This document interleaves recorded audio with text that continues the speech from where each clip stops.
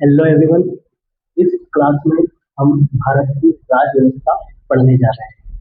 भारत की राज्य व्यवस्था में सबसे पहले हम संविधान का ऐतिहासिक घटनाक्रम देखेंगे। तो संविधान के ऐतिहासिक घटनाक्रम को अपन दो भागों में देख सकते हैं। एक भाग है कंपनी का शासन, जहाँ पर कंपनी शासन करती थी। तो कंपनी का शासन रहा 1774 से लेकर 1858 तक। तो उसमें कंपनी का शासन देखना है।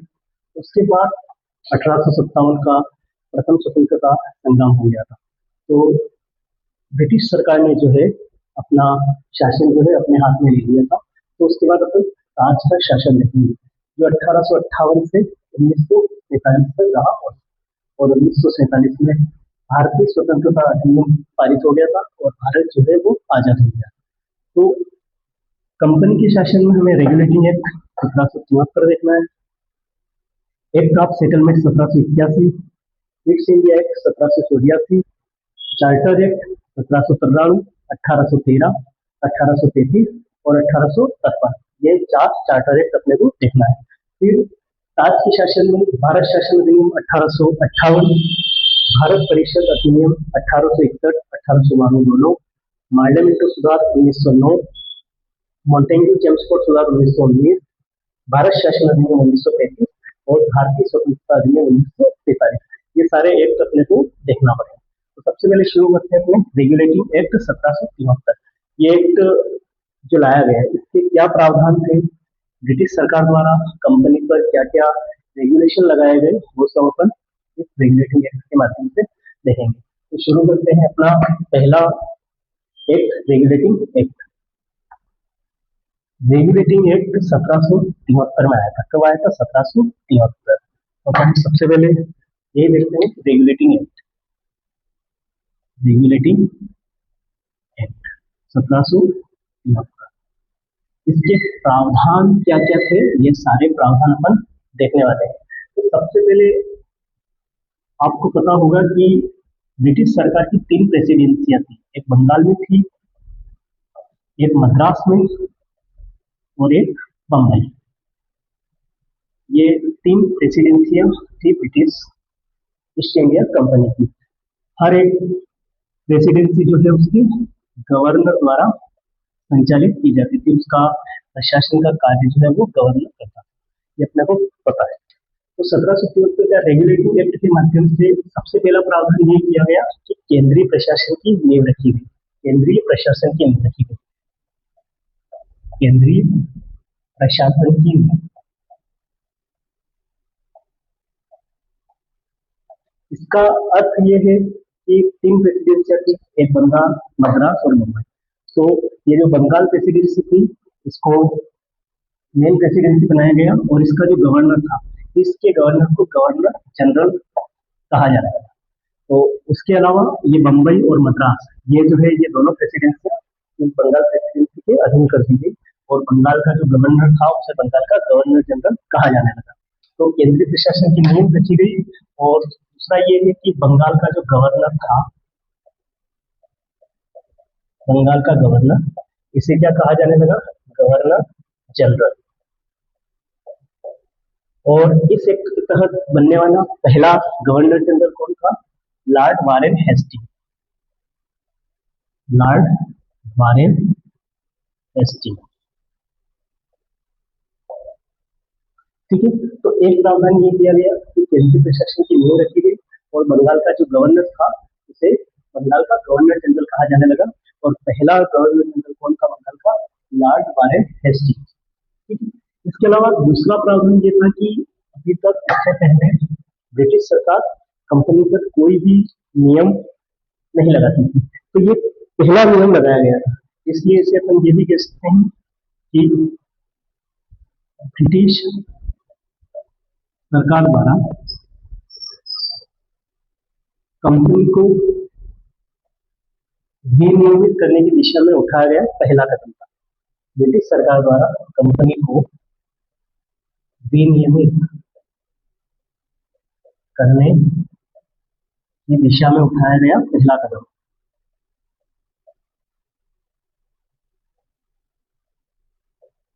उठाया गया पहला कदम। इसके इसके अलावा एक पॉइंट और है कि कंपनी के प्रशासनिक और राजनीतिक कार्य को मान्यता दी है। प्रशासनिक और राजनीतिक कार्य को मान्यता दी।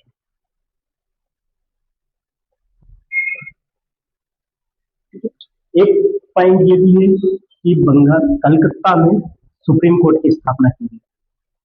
कलकत्ता जो था शहर, उसमें सुप्रीम कोर्ट की स्थापना की गई, सुप्रीम कोर्ट।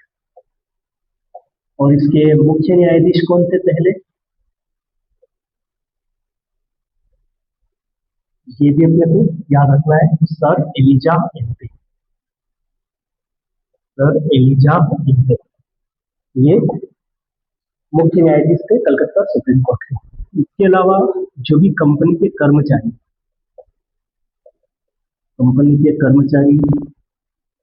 अधिकारी जो भी थे,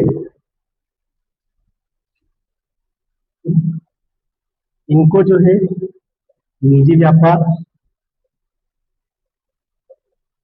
रिश्वत तथा उपहार के लिए मना किया।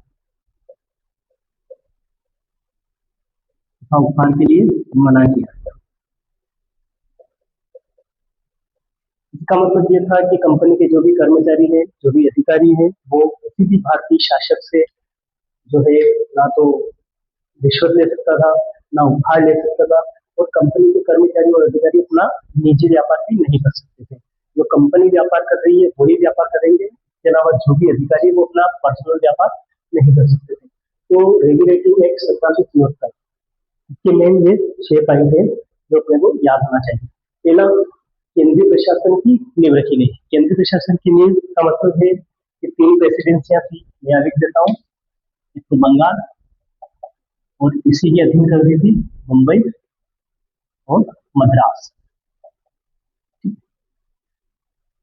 इसी कारण केंद्रीय प्रशासन की नींव रखी गई थी कि बंबई और मद्रास की जो प्रेसिडेंसियां है वो बंगाल के गवर्नर जनरल है उसके अधीन कार्य करेगी।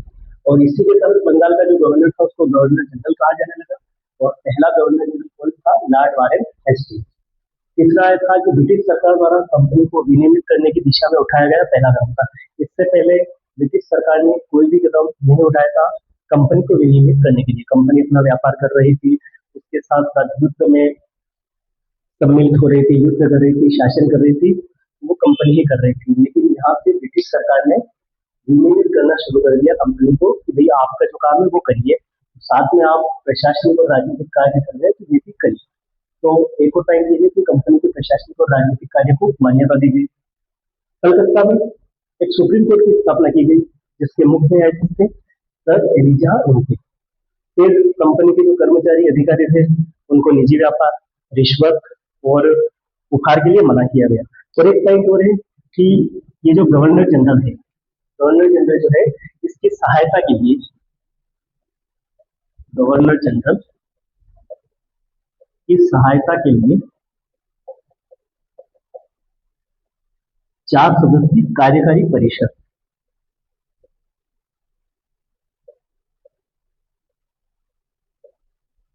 4 सदस्यीय कार्यकारी परिषद की स्थापना।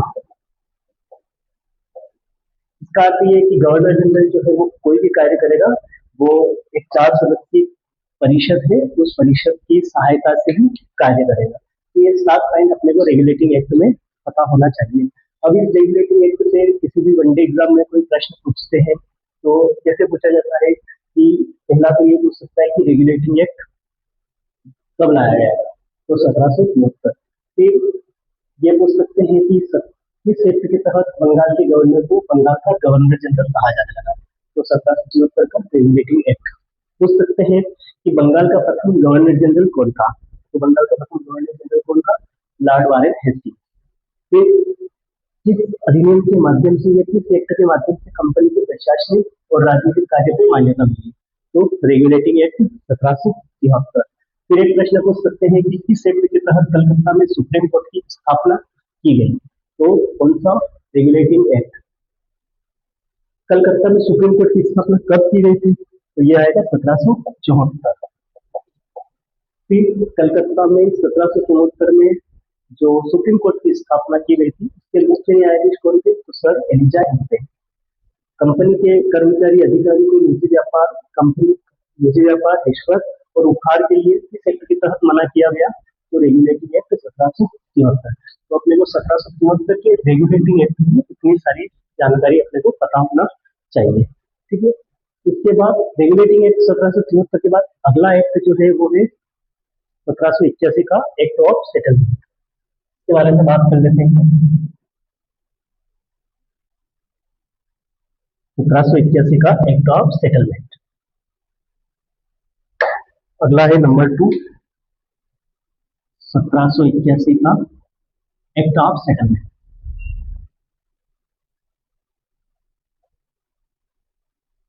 देखो ये ज्यादा कोई खास एक्ट तो है नहीं, ये एक लाया क्यों गया था? सेटल करने के लिए। तो क्या सेटल किया था? तो 1773 के रेगुलेटिंग एक्ट में जो कमियां रह गई थी उन कमियों को दूर करने के लिए ये एक्ट लाया गया था। तो लिख सकते हैं कि 1773 के एक्ट की कमियों को दूर करने के लिए लाया गया।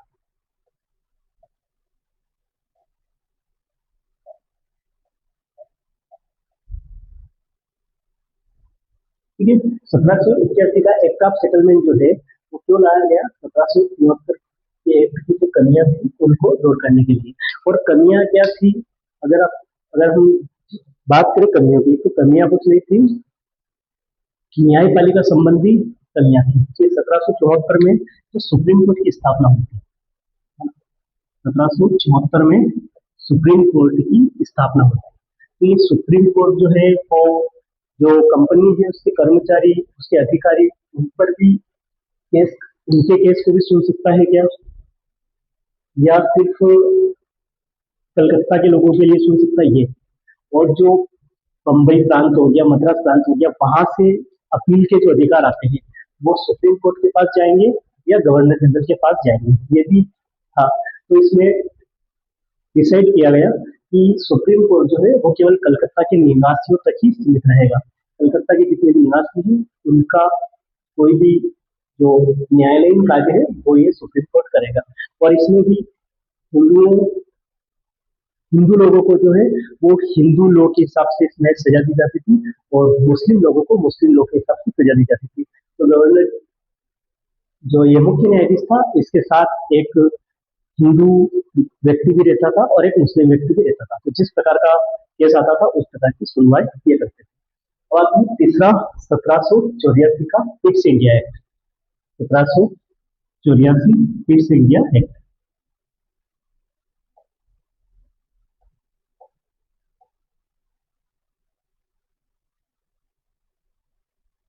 सत्रह सौ चौरासी का फिट्स इंडिया एक्ट। ठीक है, 1784 का फिट्स इंडिया एक्ट 1784 में लागू किया गया होगा। फिट्स जो है उस वक्त ब्रिटिश सरकार में प्रधानमंत्री थे, तो वही ये एक्ट लेके आए थे, इसलिए तो उन्हीं के नाम पर 1784 का फिट्स ऑफ इंडिया एक्ट कहते हैं। इस एक्ट में क्या क्या प्रावधान है? तो सबसे पहले पहला प्रावधान तो यही है कि दोहरे प्रशासन की नींव रखी गई। दोहरे प्रशासन की नींव रखी गई। दोहरे प्रशासन का मतलब है कि यहाँ पर एक तो दो लोग शासन करेंगे। एक था बीओडी, एक बीओसी और एक था सीओडी। बीओसी इसका मतलब है board of controller. Board of controller. और ये था court of director.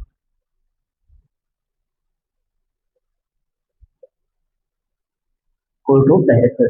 Board of controller के जो सदस्य थे वो ब्रिटिश मंत्रिमंडल के सदस्य इसमें थे बीओसी।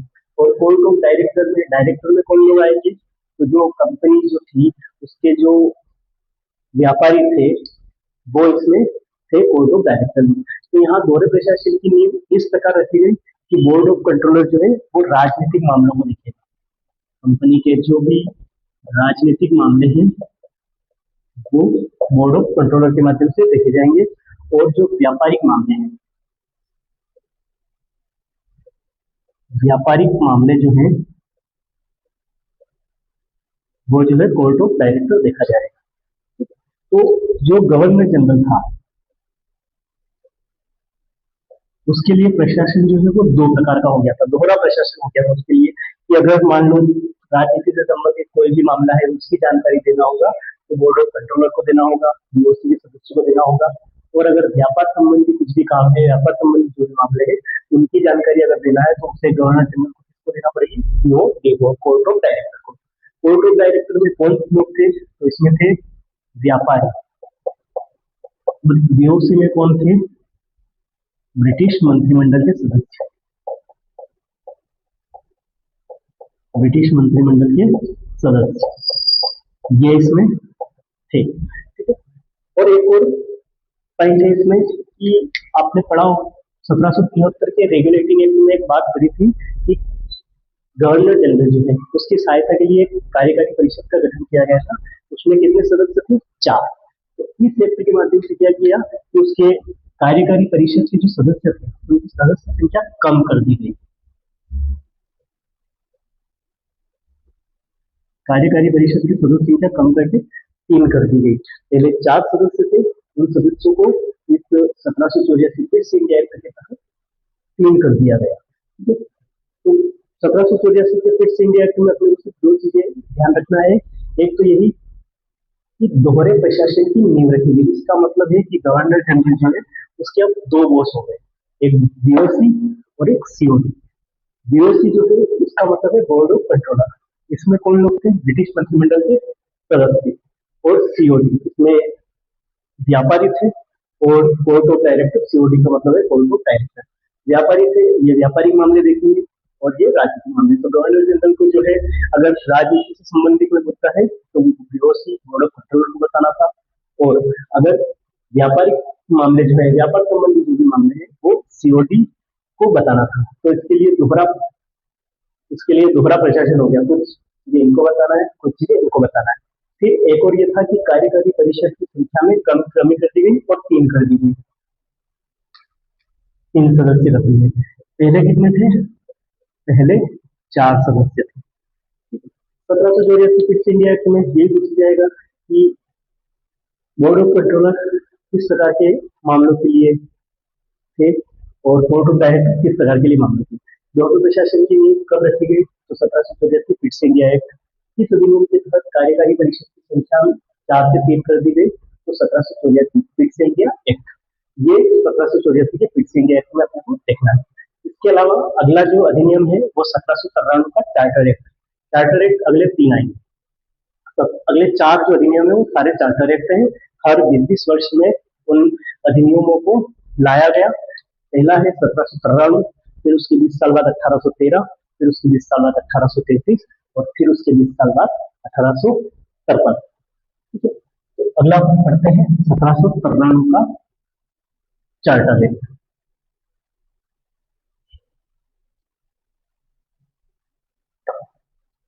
1793 का चार्टर एक्ट।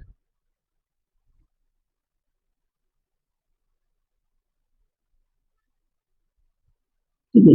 इस अधिनियम की क्या क्या विशेषताएं हैं या इस अधिनियम के क्या क्या प्रावधान है वो अपने को पढ़ना है। तो सबसे पहले अधिकार तो ये दिया गया कि कंपनी के व्यापारिक मामले,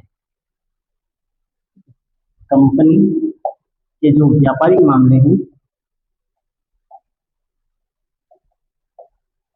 इनको 20 वर्ष के लिए बढ़ा दिया।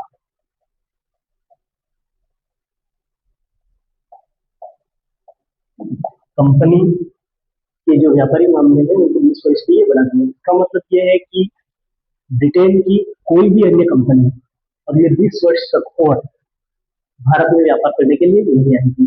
भारत में कौन सी कंपनी व्यापार करेगी, केवल British east India company, BEIC, British east India company.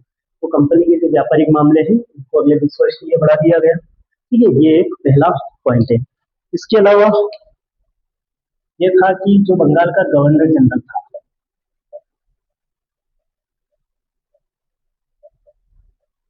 Bengal का गवर्नर जनरल था, उसको अधिक शक्ति दी गई। अधिक शक्ति दी गई किसके ऊपर, बंबई और मद्रास के जो गवर्नर थे है ना, उनके ऊपर ज्यादा शक्ति दी गई कि अब जो है इनको जो भी काम है वो उनसे पूछ के करना है, और बंगाल का जो गवर्नर जनरल रहेगा वो ही बम्बई और मद्रास के गवर्नर को करना है।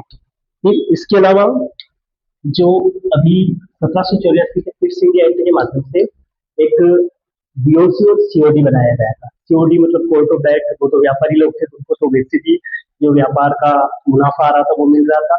लेकिन जो बीओसी थे, जिसमें ब्रिटिश मंत्रिमंडल के सदस्य थे, तो उनका जो है वेतन कहाँ से मिल रहा था अभी तक? अभी तक तो ब्रिटिश सरकार ही दे रही थी, लेकिन अब इस एक्ट के माध्यम से कहा गया कि बीओसी का जो वेतन है वो कौन देगा? कंपनी देगी। बीओसी का वेतन कंपनी। इसके अलावा एक और था कि कंपनी जो है प्रत्येक वर्ष कंपनी प्रत्येक वर्ष 5 लाख पाउंड सरकार को भी देगी। ये 4 जो प्रावधान है ये अपने को याद रखना है।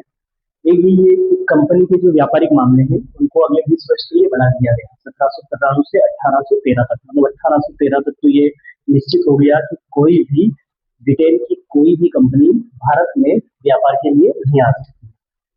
दूसरा यह था कि जो बंगाल का गवर्नर जनरल जो था, है ना, केंद्रीय प्रशासन की नींव 1773 के रेगुलेटिंग एक्ट के माध्यम से दी गई थी। तो उसमें उसको और अधिक शक्ति दी गई कि अब बम्बई और मद्रास के ऊपर और ज्यादा शक्ति दे दी गई। फिर जो 1784 के फिट्स इंडिया एक्ट के माध्यम से जो बीओसी की स्थापना हुई थी उसका वेतन कौन देगा? तो उसका वेतन कंपनी देगी। इसके अलावा कंपनी जो है प्रत्येक वर्ष 5 लाख पाउंड जो है वो ब्रिटेन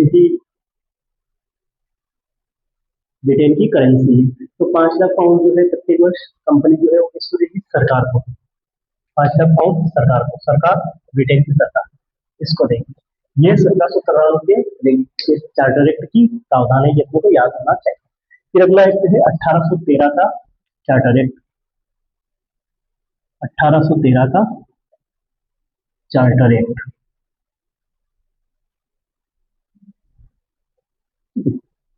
अभी तक ये था कि कंपनी के व्यापारिक मामले जो है मतलब वो 20 वर्ष के लिए बढ़ा दिए गए थे, है ना। व्यापारिक एकाधिकार भी कह सकते हैं इनको, व्यापारिक एकाधिकार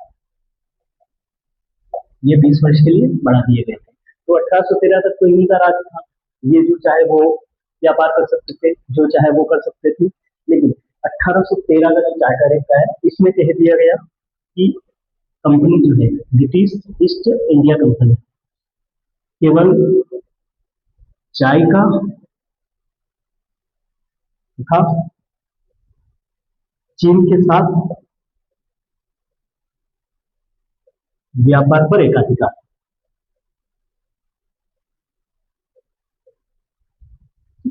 इसका मतलब ये है कि जो ब्रिटिश ईस्ट इंडिया कंपनी है केवल चाय का व्यापार और चीन के साथ जो व्यापार है उस पर एकाधिकार रहेगा। इस पर जो है केवल ब्रिटिश ईस्ट इंडिया कंपनी ही ब्रिटिश ईस्ट इंडिया कंपनी ही व्यापार करती रहेगी और उसका एकाधिकार रहेगा।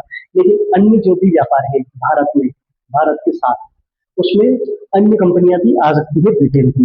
ऐसा क्यों करना पड़ा? तो इसका एक रीजन है कि 1806-7 के लगभग जो है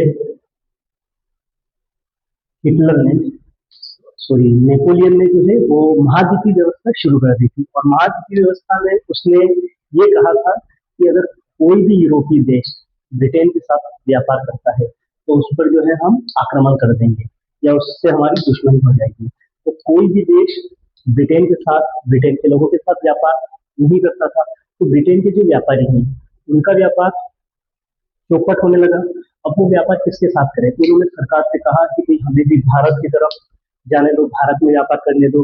आपने ब्रिटिश ईस्ट इंडिया कंपनी को एकाधिकार दे रखा है, उसको खत्म करो और हमें भी व्यापार करने की अनुमति दो। तो 1813 का चार्टर इसीलिए आया, उस पर दबाव बढ़ रहा था।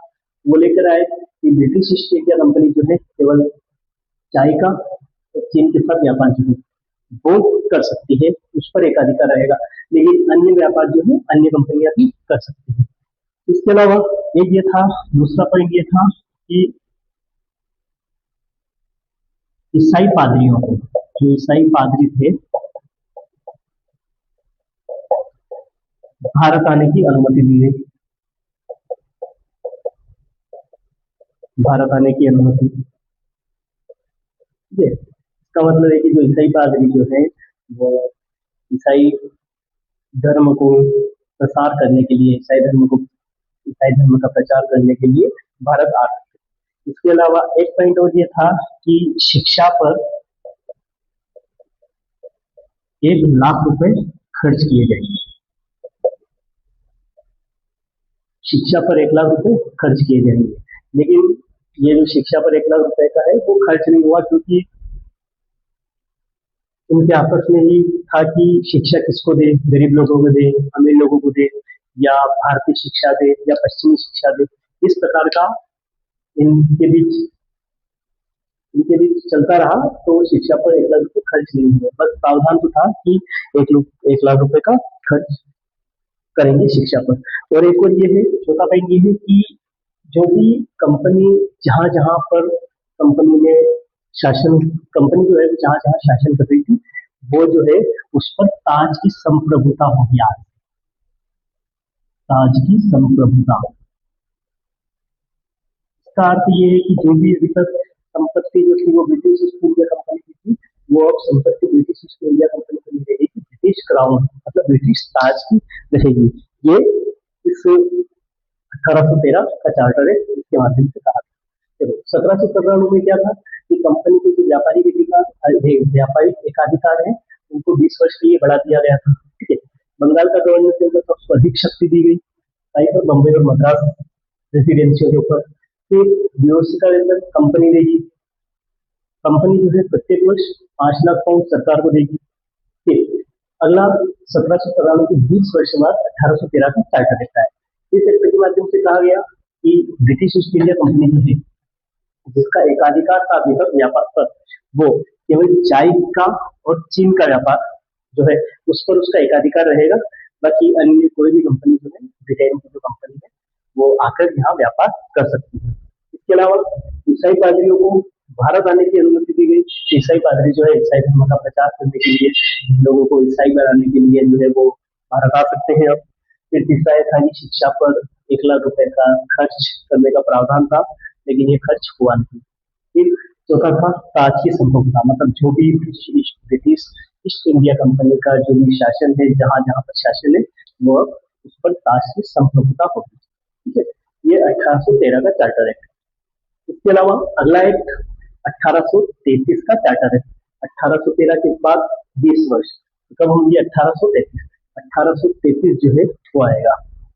और इसमें एक बात और ध्यान रखना कि ये चाय का और चीन के साथ का व्यापार का जो एकाधिकार था, ये केवल 20 वर्ष के लिए था।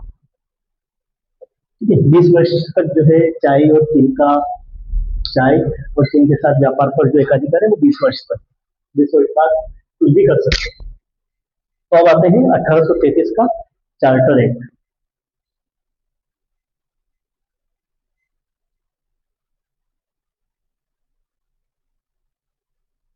1833 का चार्टर एक्ट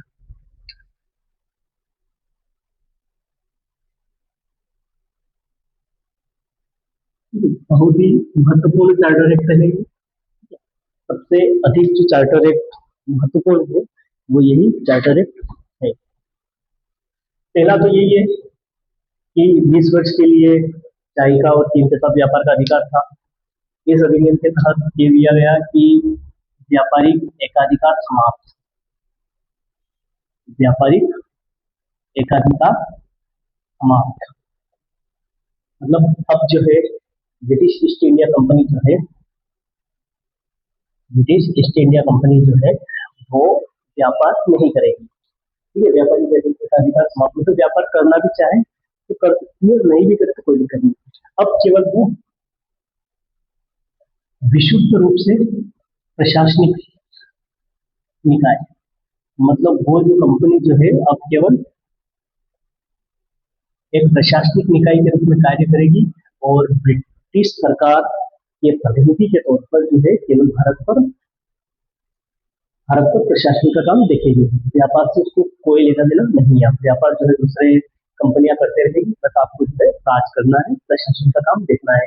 और इस एक्ट के तहत एक और ये कहा गया कि अभी तक जो है बंगाल के गवर्नर जनरल हुआ करते थे, क्या हुआ करता था, बंगाल का गवर्नर जनरल। लेकिन इस अधिनियम के तहत जो बंगाल का गवर्नर जनरल था,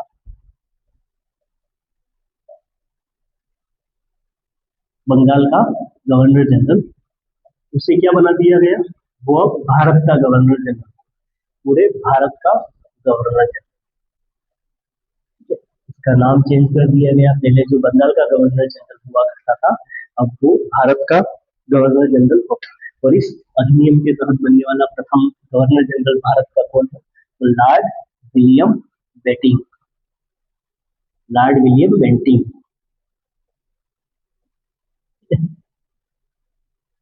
लॉर्ड विलियम बेंटिंक। अगर पूछे कि बंगाल का प्रथम गवर्नर जनरल कौन था, तो लॉर्ड वारेन हेस्टिंग, जो 1773 के रेगुलेटिंग एक्ट के तहत बना था। और भारत का गवर्नर जनरल कौन है प्रथम, तो लॉर्ड विलियम बेंटिंक, जो 1833 के चार्टर एक्ट के तहत बना था। ठीक है, 1833 के चार्टर एक्ट में एक तो व्यापारी एकाधिकार समाप्त, मतलब आप व्यापार नहीं कर सकते हो, व्यापार के अलावा जो भी है वो कर सकते हैं। निश्चित रूप से प्रशासनिक निकाय, अब केवल आप प्रशासन का काम देखो, बंगाल का जो गवर्नर जनरल है अब वो पूरे भारत का गवर्नर जनरल होगा।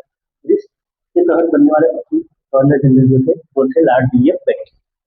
फिर देखो कि अंग्रेजों को भारत में बसने का अधिकार, अंग्रेजों को भारत में बसने का अधिकार,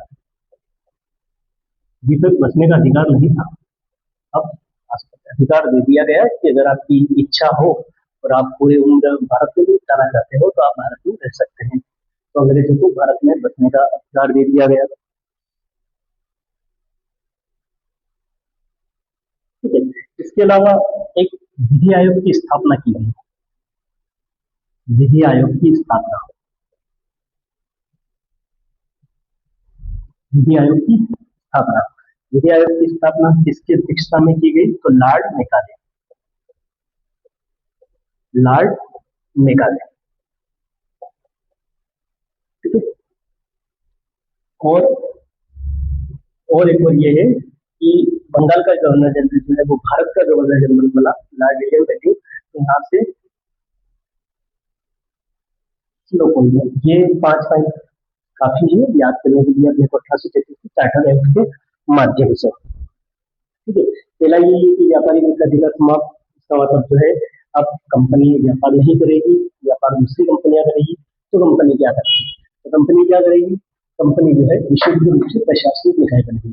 प्रशासनिक निकाय बनेगी, इसका मतलब अब आप प्रशासन देखो, ब्रिटिश सरकार जो है उसके एक अधिकारी के रूप में या उसके एक प्रतिनिधि के रूप में आप भारत पर शासन की बागडोर संभालो। ठीक है, और बंगाल का जो गवर्नर जनरल था उसको भारत का गवर्नर जनरल कहा जाने लगा कि अब जो है जो बंगाल का गवर्नर जनरल पूरे भारत का गवर्नर जनरल कहा जाएगा। और पहले गवर्नर जनरल कौन थे भारत के, तो लॉर्ड विलियम बेंटिंक। फिर अंग्रेजों को, क्योंकि भारत में बसने का अधिकार नहीं था, है ना, यहाँ आ सकते थे, रह सकते थे थोड़े दिन और फिर जाना पड़ता था। लेकिन इस एक्ट के तहत बोल दिया गया कि अंग्रेजों को जो है भारत में बसने का अधिकार। विधि आयोग की स्थापना की गई थी जिसकी अध्यक्षता इसके लॉर्ड निकाले ने, उनकी अध्यक्षता में विधि आयोग की स्थापना की गई थी। और एक और खुली प्रतियोगिता का विचार किया गया था, खुली प्रतियोगिता का विचार। इसका मतलब ये है कि यहाँ पर हम शासन कर रहे हैं, जो भी छोटे मोटे पद हैं और इतने लोग ब्रिटेन से तो ला नहीं सकते, हर पद के लिए जितने भी लोग चाहिए वो ब्रिटेन से तो ला नहीं सकते। तो क्या करेंगे, यहाँ के लोगों को जो है उनको पढ़ाओ और एग्जाम दो, जैसे आज कॉम्पिटेटिव एग्जाम देते हैं आपसे एग्जाम लो, जिससे अच्छे नंबर आते हैं उनको कंपनी में कर्मचारी नियुक्त कर लो। तो उसके लिए खुली प्रतियोगिता का विचार हुआ था, लेकिन जो अपने सीओडी थे, वो कोर्ट ऑफ डायरेक्टर, उन्होंने मना कर दिया था ऐसा करने के लिए, तो फिर वो रद्द हो गया था। तो 1833 चार्टर एक्ट, इसमें अपने को 5 चीजें याद करना है। और अभी उन्होंने आज इसमें एक कंप्लीट कर ली। एक तो पहला 1774 का रेगुलेटिंग एक्ट, 1784 का ब्रिटिश इंडिया एक्ट, और उससे पहले 1781 का एक्ट ऑफ सेटलमेंट भी अपनों ने पढ़ा था। फिर 1784 का ब्रिटिश इंडिया एक्ट, और सारे चार 3 चार्टर अपनों ने पढ़े। एक तो 1793 का चार्टर एक्ट, 1813 का चार्टर एक्ट और 1833 का चार्टर एक्ट। इसके आगे अपन कल पढ़ेंगे अगले वीडियो में। तो अगर आपको ये क्लास अच्छी लगी हो तो अपने दोस्तों को शेयर कर सकते हैं और चैनल को सब्सक्राइब कर सकते हैं। ठीक है, और इसकी पीडीएफ अगर आपको चाहिए कि ये जो भी लिखा है इसकी पीडीएफ मिल जाए तो इसके लिए इस वीडियो की डिस्क्रिप्शन में और चैनल की डिस्क्रिप्शन में टेलीग्राम की लिंक है, वहां पर जाकर आप जो है इसकी पूरी पीडीएफ जो है वो हैंड रिटन नोट्स के रूप में आपको मिल जाएगी, तो आप वहां से डाउनलोड कर सकते हैं।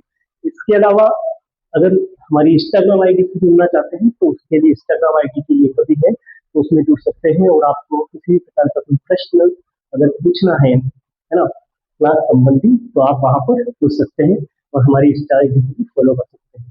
अगर आप चाहोगे तो वहां पर ना कोई सदस्य मिलेगा अभी, मतलब जीरो फॉलोइंग मिलेगी, जीरो फॉलोअर मिलेंगे। टेलीग्राम पर कोई नहीं मिलेगा क्योंकि पहली क्लास है ना, पहली क्लास है तो उसमें कोई नहीं रहेगा। लेकिन इसमें आपको जो भी समस्या है आप इंस्टाग्राम पर मैसेज करके पूछ सकते हैं, उसका हम जवाब देने का प्रयास करेंगे। और अगर क्लास अच्छी लगी हो तो अपने सभी दोस्तों को शेयर करें, लाइक करें और हमारे इस चैनल को जो नया बना है आज उसको सब्सक्राइब करें। और ये पहला वीडियो आपको कैसा लगा आप ये भी बताना। अगर आप और इसमें हम क्या सुधार कर सकते हैं वो भी आप बता सकते हैं इंस्टाग्राम पर। ठीक है, तो धन्यवाद।